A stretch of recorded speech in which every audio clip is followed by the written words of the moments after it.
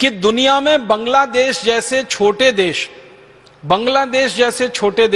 50 से ज्यादा हैं, जिनकी आबादी 2 करोड़ के आसपास है। इन देशों ने भी इतने सख्त कानून बना रखे हैं कि वहां फालतू की गैर जरूरी दवाएं और खतरनाक दवाएं बिक नहीं पाती उनके बाजारों में। मुझे बहुत अफसोस है और दुख है ये कहते हुए कि जिन दवाओं को बांग्लादेश की सरकार ने भी बंद करा दिया है अपने बाजार में, वो दवाओं को भारत की सरकार बंद नहीं करा पा रही है अपने बाजार। जिन दवाओं को नेपाल की सरकार ने बंद करा दिया है अपने बाजारों में फालतू और गैर जरूरी मानकर, उन दवाओं को भारत सरकार बंद नहीं करा पा रही है अपने बाजार। एक बहुत छोटे से देश की बात करना चाहता हूं, बिल्कुल छोटा सा देश है, भारत के एक शहर के बराबर का देश है, उसका नाम है ब्रूनेई। वहां पे प्रजातंत्र नहीं है, राजाशाही है। दुनिया में अभी भी कई देश हैं जहां पर राजा होता है। ब्रूनेई नाम का एक छोटा सा देश है, वहां राजाशाही चलती है। भारत में शायद हरिद्वार जिला ब्रूनेई से बड़ा होगा। तो ब्रूनेई जैसे देश ने अपने नागरिकों के लिए कानून इतना सख्त बना रखा है कि वहां कोई भी कंपनी गैर जरूरी दवा नहीं बेच सकती, फालतू दवा नहीं बेच सकती, खतरनाक दवा नहीं बेच सकती।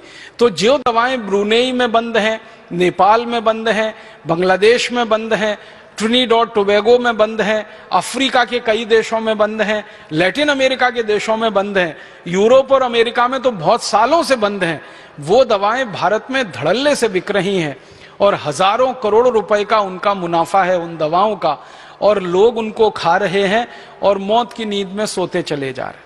हमारे देश की सरकार ने 63 साल की आजादी में जितनी भी कमेटियां बनाई हैं दवा के क्षेत्र में कोई निष्कर्ष निकालने के लिए, सभी कमेटियों का एक निष्कर्ष कॉमन है, वो ये कि भारत में गैर जरूरी, खतरनाक और बेकार की दवाएं खाकर जितने लोग मर जाते हैं, उतने लोग तो शायद इस देश में अपनी स्वाभाविक मौत नहीं मरते होंगे। ये सभी कमेटियों का निष्कर्ष है। और हर कमेटी ने भारत सरकार से एक ही बात कही है कि जल्दी से जल्दी सरकार इनके ऊपर पाबंदी लगाए, क्योंकि लोग जितने ज्यादा बीमारियों से मर रहे हैं, शायद उससे भी ज्यादा गैर जरूरी और खतरनाक दवाएं खाकर मर रहे हैं। ये भारत की स्थिति हर कमेटी ने अपने निष्कर्ष में व्यक्त की है। लेकिन दुर्भाग्य हमारी सरकार का और भला हमारे देश में इस भ्रष्टाचारी व्यवस्था का कि किसी भी कमेटी की इस बात को माना नहीं गया। मैं कुछ दवाओं के नाम आपको सुनाना चाहता हूं जिनको दुनिया भर की सरकारों ने बंद कर रखा है, जिन दवाओं को कोई खरीदता नहीं, दुनिया में बेचता नहीं। उनके अपने देशों में जहां की ये कंपनियां हैं वहां भी ये दवाएं बैन हैं, और 1-2 साल से नहीं, 20-20 साल से बैन है, 30 साल से, 40 साल से बंद है। वो दवाएं भारत में धड़ल्ले से बिक रही हैं, हजारों लाखों करोड़ों रुपए का व्यापार चल रहा है। कुछ नाम सुनाता हूं आपको। एक दवा है, उसका नाम है बाईप्राइड।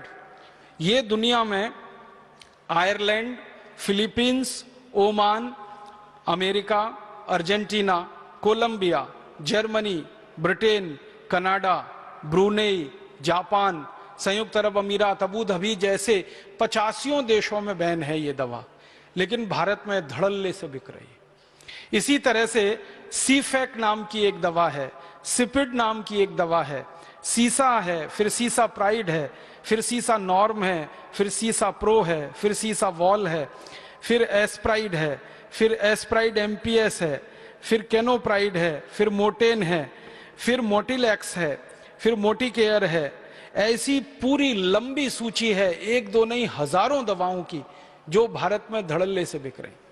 और हमारे देश की संसदीय समितियों ने समय समय पर सरकार के सामने ये रिकमेंडेशन किया है कि इनको बंद कर दीजिए, तत्काल बंद कर दीजिए। सरकार कहती है हाँ अभी करेंगे, कल करेंगे, परसों करेंगे, साल भर होते हैं, 2 साल होते हैं, और फिर भी धड़ल्ले से ये बिकती ही चली जाती हैं और भारत के लोगों को मौत के मुंह में धकेलती जाती हैं। क्योंकि दुनिया भर के विशेषज्ञों का इन दवाओं के बारे में कहना है कि ये दवाएं किसी भी व्यक्ति को, स्वस्थ व्यक्ति को हृदयघात का शिकार बना सकती हैं। किसी भी स्वस्थ व्यक्ति के शरीर में, खून में जो भी कुछ मात्राएं हैं जैसे प्लेटलेट्स के काउंट हैं, उनको अचानक से ऊंचा और नीचा करा सकती हैं, जिससे अंत में व्यक्ति मौत के ही मुंह में चला जाए। और कई तरह के शरीर में विकलांगता की स्थिति पैदा कर सकती हैं। 20 किस्म की विकलांगता इन दवाओं से जुड़ी हुई है। सबसे ज्यादा हृदयघात इन दवाओं से जुड़े हुए हैं। फालतू में हृदयघात लाने में ये दवाएं सबसे आगे हैं दुनिया में, लेकिन भारत में बिक रही हैं धड़ल्ले से। दुख है, दुर्भाग्य है हमारे देश के उन सभी मरीजों का जो इन दवाओं को खा रहे हैं और मौत के मुंह में समा जा रहे हैं। सरकार को जब भी ये सवाल पूछा जाता है संसद में कि गैर जरूरी दवाएं खाकर, बेकार की खतरनाक दवाएं खाकर हर साल कितने लोग मरते हैं, सरकार कभी भी उनका ठीक ठीक आंकड़ा नहीं दे पाती है। वो बात करते हैं हजारों में मरते हैं, लाखों में मरते हैं। जब सरकार को ठीक ठीक पूछा जाता है कि कितने लाख मरते हैं, तो सरकार के मंत्री का जवाब होता है कि आंकड़ा उपलब्ध नहीं है, आंकड़ा उपलब्ध नहीं है।